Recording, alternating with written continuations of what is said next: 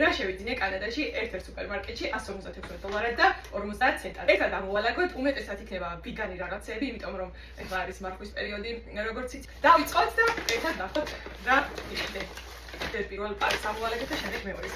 ესეთი ბაგელი ბავშვებისთვის, კინზი ერთი კონა.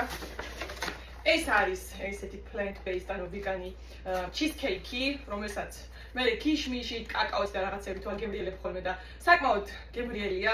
ყოველ შემთხვევაში კბილის სურვილს მოგიკლავს ადამიანს, ესეთია თუ დაგაინტერესებთ ვინც აქ ხართ, save on food-ში ვიყიდა ეს რაღაცები. ასევე ეს ყველი, რომელიც არის ასევე plant-based. ეს რძე მუშის ერთი დიდი, ჩვეულებრივი და მეორე ყავისთვის, რომელიც ასევე არის კრიმერი არის და ვანილის არომატით. ეს ყველი შხირები, ასევე ბავშვებისთვის, რომელშიც 16 ცალი ყველი შხირია. ესეთი კარაკი, ესეც plant-based ვიგანი.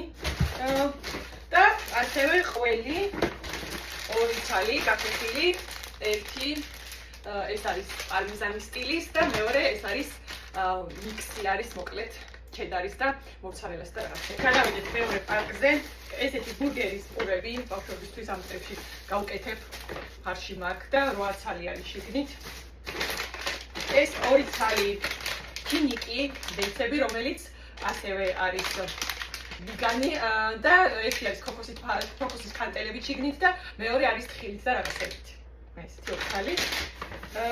ხახვი ესეთი დიდი შეკვრა, რომელიც კილოზე მეტია. 2 ცალი იტა და ასევე ვიგანი მაიონეზი სალათებისთვის რაღაცებისთვის ჭირდება ხოლმე და 4 ცალი Starbucks-ის ყავა, რომელიც არის სხვადასხვა არომატებით. ესეთი